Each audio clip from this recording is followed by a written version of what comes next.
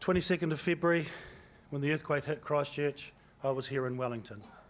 I didn't find out about the earthquake until 2:45, and I was sitting in a restaurant, just happened to look up against a wall. There was a TV screen, no volume, but the words going across the bottom: massive earthquake hits Christchurch, multiples of deaths. Funnily enough for me, the first emotion was guilt. I'm in Wellington, my family's left in Christchurch. I should never have left. I tried for the next hour to get my wife, my 4 children, our whāngai. No phones worked. Pretty soon found out that there were no flights out of Wellington. So I met up with 3 other friends from home and we jumped a ship. We just walked onto the ferry. No one asked us who we were, sat down, set sail for Picton. In the Sounds, ring to the car hire outfits, no cars left in Picton, all been taken by Civil Defence and Crown agencies. So I get to Picton, I ring my brother, bro, what are you up to? I'm just going to bed. No, you're not. You're coming to Picton. There's 4 of us want to get home. So my brother took us back to Christchurch. And we drove into Belfast at 3 o'clock in the morning, and it was the first area where I saw signs of the earthquake. The Shell garage at Belfast, its whole forecourt had collapsed. Get home to my family to find they're all okay, no damage to my house. Next morning at 10 o'clock, I'm out at the Ngaitahu lobster factory where we'd called our CEO in and a couple of the staff to see what was to be our response. The other thing we did is we brought psychologists in immediately and asked questions. What do we do with our staff? The response we got was get them back to work as soon as possible, and if possible, get them with the people that they shared the experience with. And it was important advice. My daughter was caught in the lifts. She came home, she told us the horror stories of what she'd experienced, but by Thursday, my daughter was starting to close down. She wouldn't talk to me, she wouldn't talk to her mother, she wouldn't talk to her brothers and sisters. Monday morning, I simply walked into her bedroom at 6:30, get up. What for? You're going to work. No, I'm not. Yes, you are. My daughter cried all the way until she got to Wigram and saw that it was a single-storey building and the people that she'd shared the experience with were waiting at the door for her. I can say that that Monday night my daughter came back home, but it was because of her interactions with the people that she'd experienced it. Back to the Wednesday, started our planning, 3 o'clock Wednesday afternoon. I met at Rehua Marae with all the tribal groupings that live in Christchurch. And it was an unusual meeting. The first speaker that stood and demanded money so that they could subdivide a reserved block of land to create papakainga for their people that had lost their homes. The second person that stood up demanded money for a new water system for their community, which had been destroyed by the earthquake. The third person that stood up was a man that demanded funding for his own business. The fourth speaker that stood up was a kuia, a taua, a grandmother, and she brought everything back to the level playing field. She just stood up and said to these people, you dirty, grubby people, we've just had a massive earthquake, possibly hundreds are dead, and all you're concerned about is money. You grubby little people. The marae went quiet. Then the Chief Executive Officer of Ngā Mātua Waka, the Urban Māori Authority in Canterbury, just said to me, hey Mark, no me, no you, just us mate? Yes, Norm. Everything goes through Ngaitahu. So our job was to document everything we found. We had a number of the tribal groupings plus some Māori providers at that meeting. The first thing we asked them all to do was go home and do a stock take. All your staff are the victims of this earthquake. What can you do? What facilities have you still got? Report back to here to Rehua Marae tonight at 7 o'clock with what you can do. We were visited that day by the Minister of Māori Affairs, Dr. Peter Sharples, and his CEO of TPK, Leif Koma. Leif's first comment to me was, Mark, as of now, TPK, Christchurch belongs to Ngāi Tahu. Use it for whatever you need. The Christchurch Police, through Inspector Wally Haumaha out of the Commissioner's office, agreed that they would help to billet and provide transport for the Māori wardens that were coming from all over the country to support. That all happened on the Wednesday. On the Thursday, I received the first phone call from Moana Pacific to tell me that a container load of fish was on its way. Stop it, we've got no power.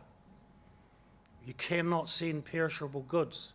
There's no power, there's no freezers, there's nothing we can do with it. The Friday, the first 3 container loads of goods arrived from Pipitia Marae here in Wellington. We put it over the internet, and within about 40 minutes, 80 students of the Student Army arrived at Wigram and completely sorted out the 3 container loads into different categories. Then a group of Pacifica people came in with their vehicles. Where do you want us to deliver this stuff? And they delivered it out into the community. Part of the issues that we were confronted with in Christchurch, one was getting into the door of civil defence. And not because anyone resisted us, because they didn't. But to go through the whole cordon system to get to the door of the command centre, you went through 20 different people. You got to the door, you went through another 20 people to get someone to talk to, who invariably was a person with no authority that could smile, shake their head, but nothing happened. I actually got through to civil defence through the Māori King. At that time he had a board. On his board was a man called Greg Miller, who was the Chief Executive Officer of Toll Rail New Zealand. His senior manager in Christchurch was a member of civil defence. So through the King, through Greg Miller, at day 8 after the earthquake, I got a meeting with Warren Boys in Christchurch. And I took with me a stack of papers like this, which is what the data we'd found out in the community. We sent the wardens out into the eastern suburbs, go door knocking, find out who's staying in every house. Do they have water? Do they have power? Do they have sewerage? Report back here tonight at Rehua at 7 o'clock. We'll download all the information, document it all. It was all that type of data that I took to the civil defence on day 8. After that, every morning we met with civil defence, all the other Crown agencies on a regular basis. But again, it took us 8 days to break into the system. And in a disaster, with all due respects, that's not acceptable. It's too long. We should all be linked in immediately. As I say, our wardens door knocked on 10,000 doors. We delivered over 2,000 food packages. We delivered water. On the Friday after the earthquake, we'd set up our 0800 Kaitahu number again, our 0800 Whairawa, and our phone lines were open. We had no direct lines, no computer system, but our phones was 2 degrees arrived at Wigram, 2 cartons of cell phones, all simmed up, all powered up. Here Ngāi Tahu, use these. They were our communications for the first fortnight. Spark finally got us onto the computer system 2 weeks after the earthquake on the old copper wire system, but they got us up and running.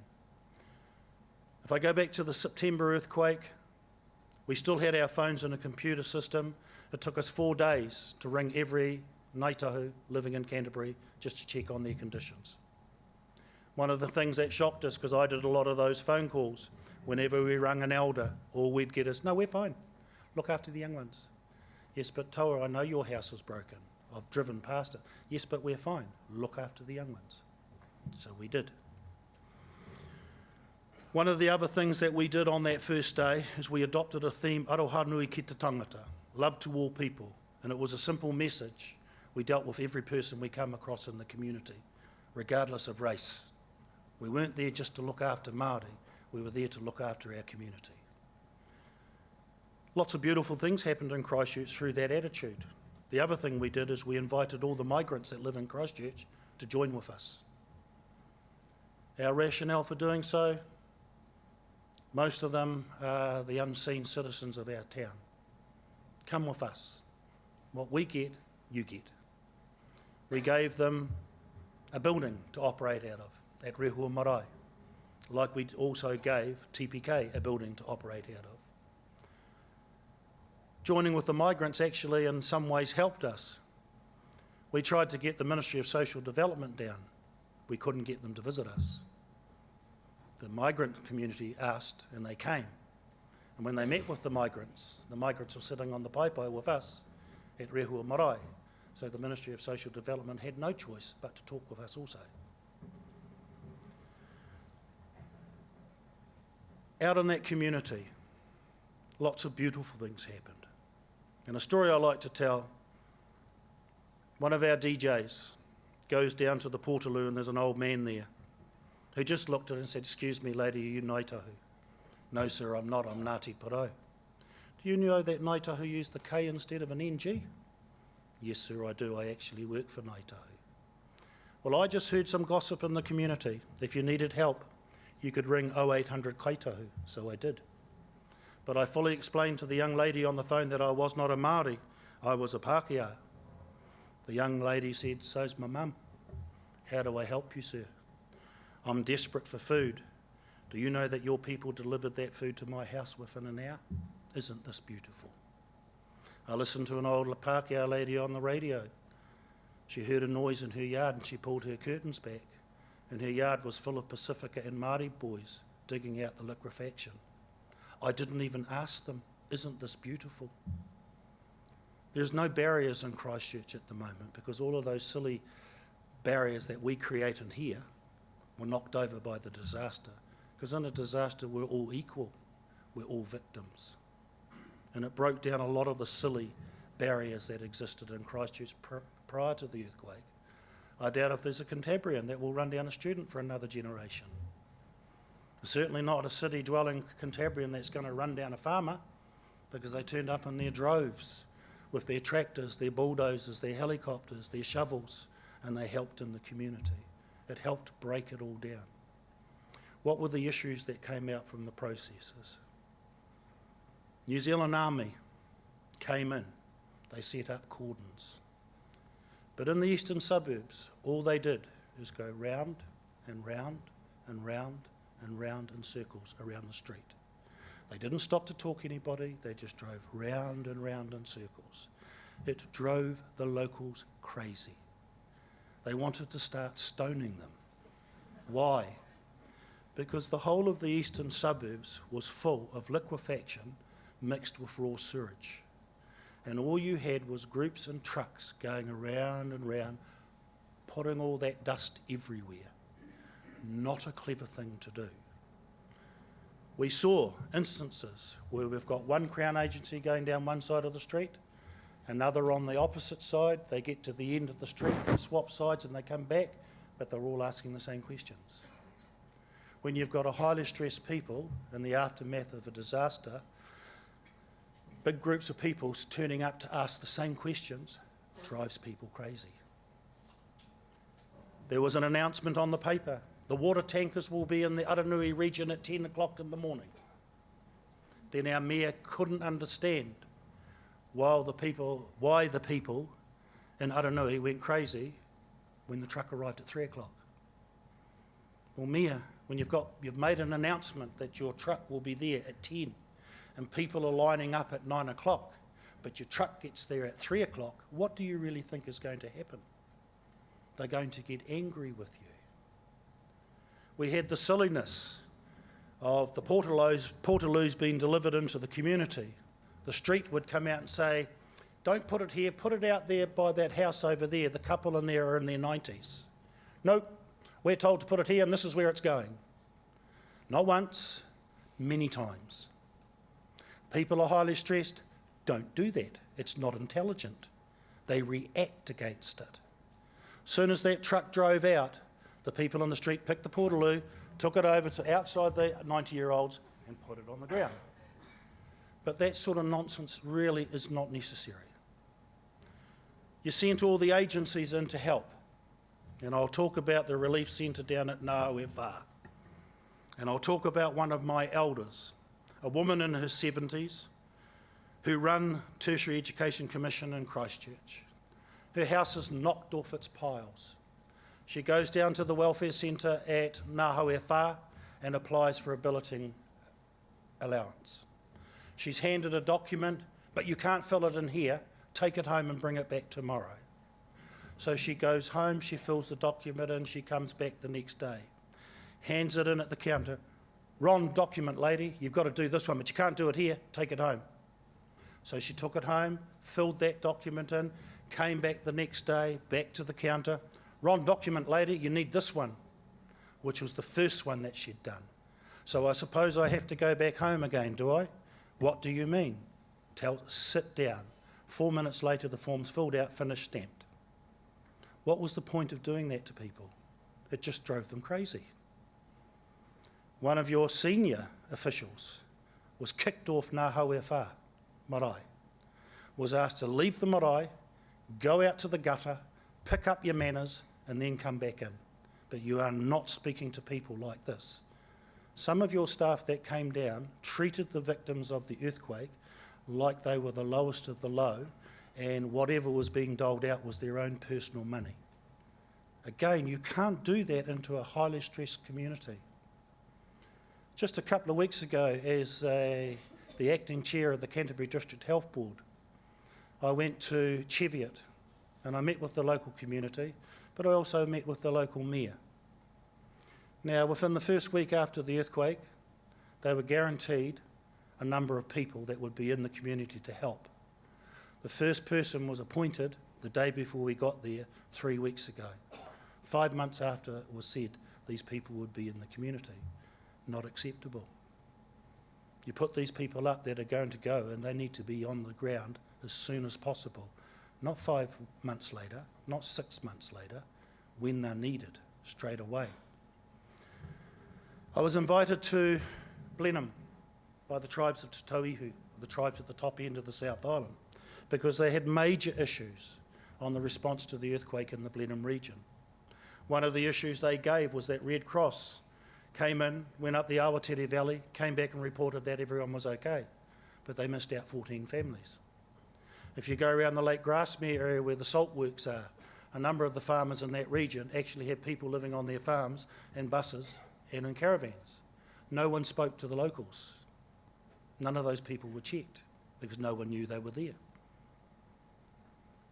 At that meeting, and there were 7 Crown agencies there plus Civil Defence, I talked about our experiences in Christchurch, then asked the question, of all you agencies in this room, hand on heart, look me in the face and tell me that all the information you've gathered in your response mechanisms you've shared with all the other Crown agencies here. I had 7 people go bright red and look at the ground. None of them had shared their response information. What about you, Civil Defence? No. How do you have a coordinated response if you don't talk to each other, if you don't share the information? Because we did not see that in Christchurch and we did not see that in Kaikoura and Hurunui. You've got to share the information. I'm one of these people that believes that we're going into climate change.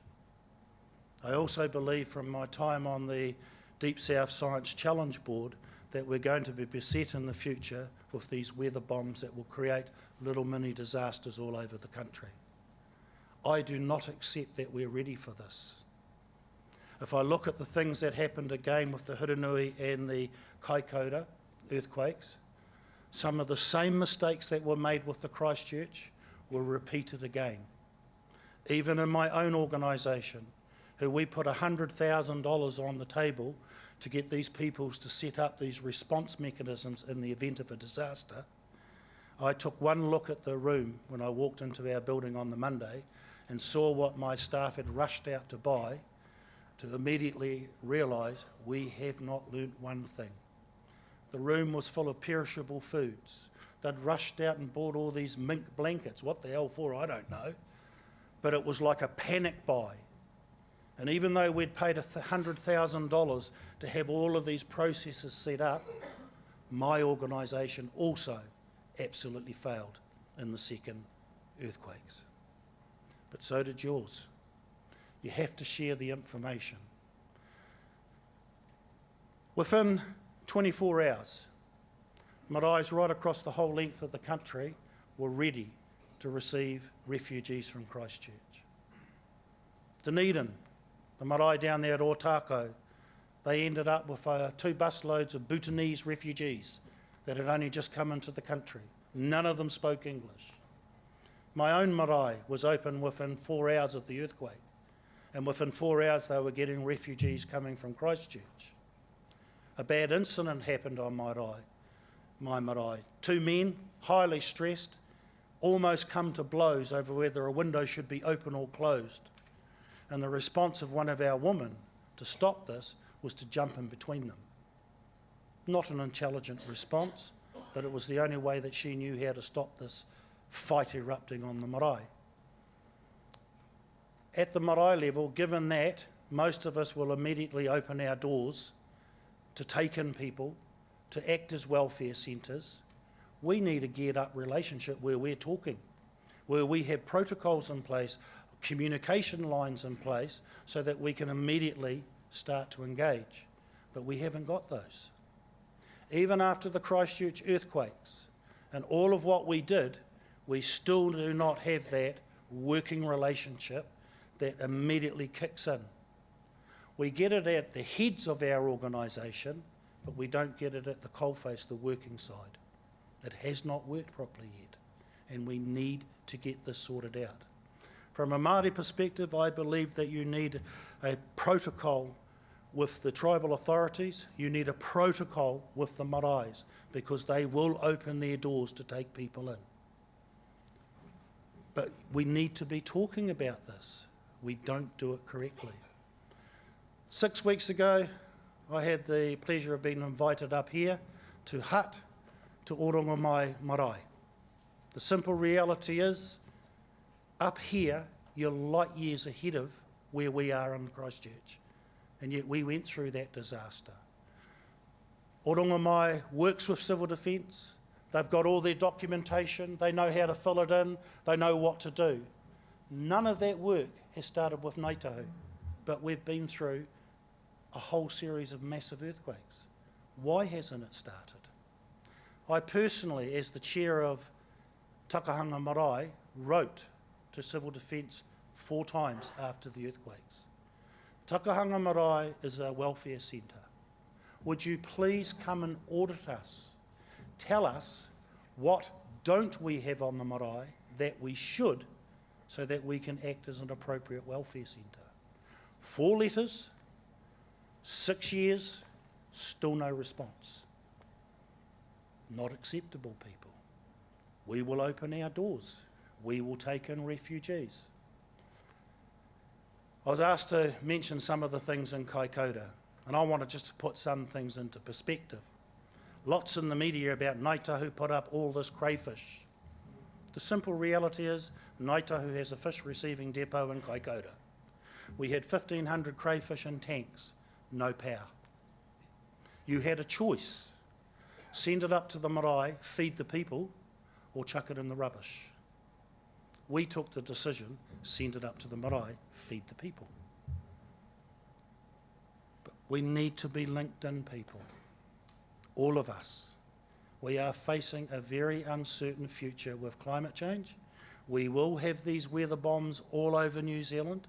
We do need to know how to deal with it at a community level in conjunction with the national level. But we're not there yet, is our experience. Red Cross has agreed to come to the table with all of the tribes of Te Tauihu to sit at the table to draw up the protocol of how we interact in the event of a disaster. I would argue that every agency that deals with disasters needs to have the same sort of protocols, because we can help. It took us 4 days to contact every Ngāi Tahu that lived in Canterbury after the September earthquake. 4 days. We'd contacted every person on our registry. We can supply information to you from the communities that you can't get, because they do deal with us. And simple little things. I stopped at an Asian house had some signs up. I was obviously people were gathering, so I simply go in and offer the 0800 number. That brought the Asian people in, and we're using our 0800 number for help.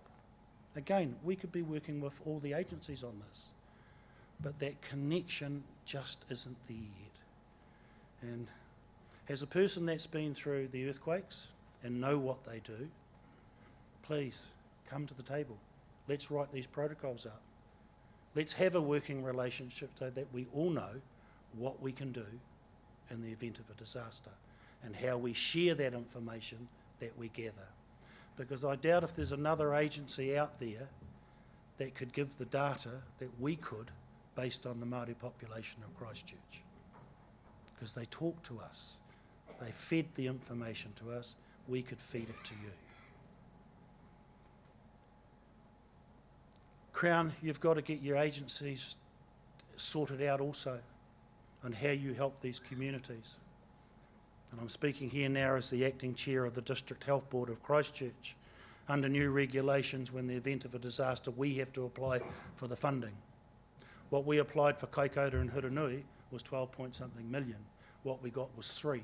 Of that 3, 2 went to pay off the hospital, which was good for Kaikoura, but it's not good for putting resources on the ground.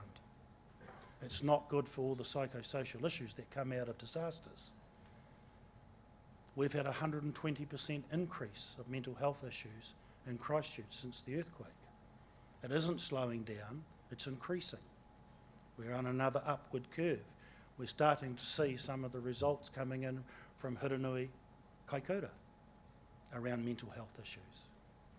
We need to be looking at this a little bit better than the way we do.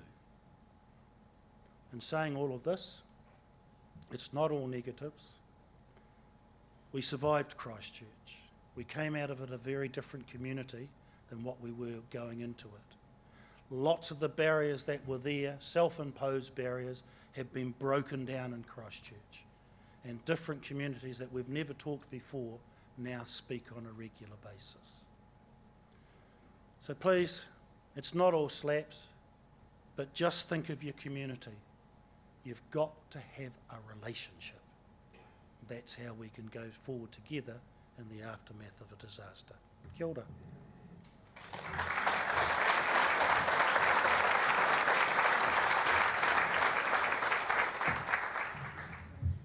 I guess just any questions for Tamak first?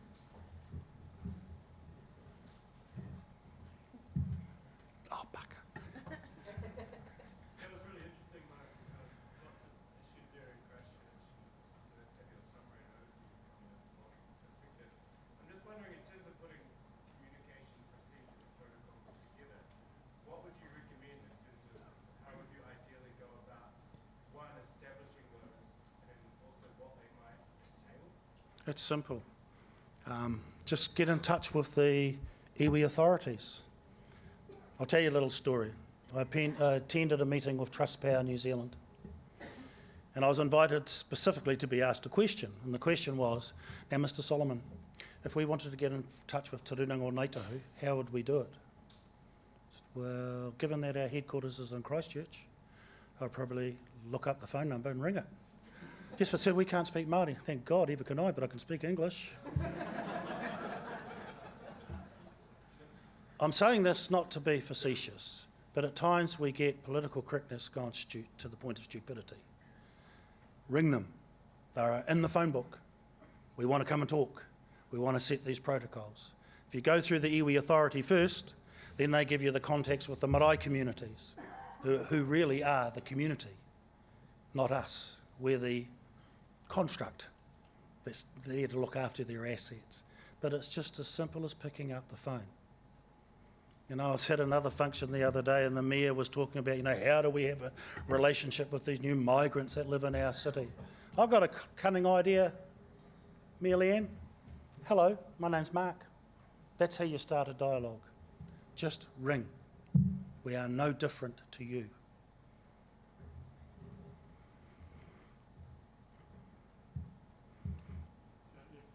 Kia ora.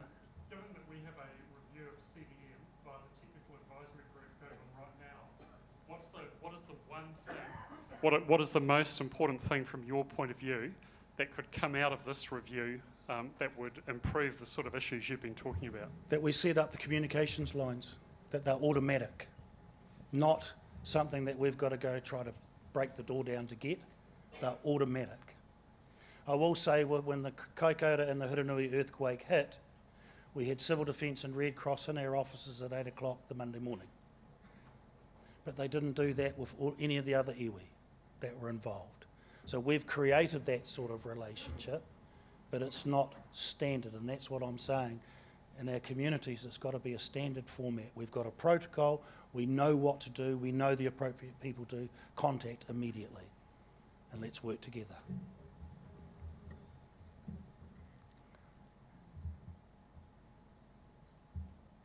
Ka mutu. Actually, you don't get away that easy. I've got a question for you. So part of the work we're doing, sort of coordinating from the ministry, is this development of the National Disaster Resilience Strategy, and we have a slight self-interest in it.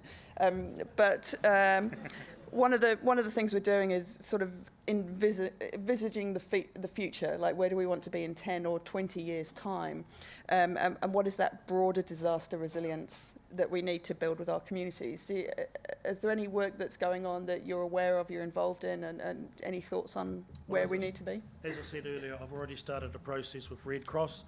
They are willing and ready to come and sit with all the tribes of the South Island and work out their protocols of communication. That's already underway. I'm just saying that it needs to be, all agencies that deal with disasters, we all need to have that linkage. We need to be helping each other, sharing each other, not wait until the event and, ooh, who do we ring? That's too late. We need to be on the ground at the same time. Okay, are there any more questions? Last chance? All right, I'd like to thank Mark for coming along today. Pleasure. Here's a little gift Thank from you. us. Very nice to Thank see you you very again.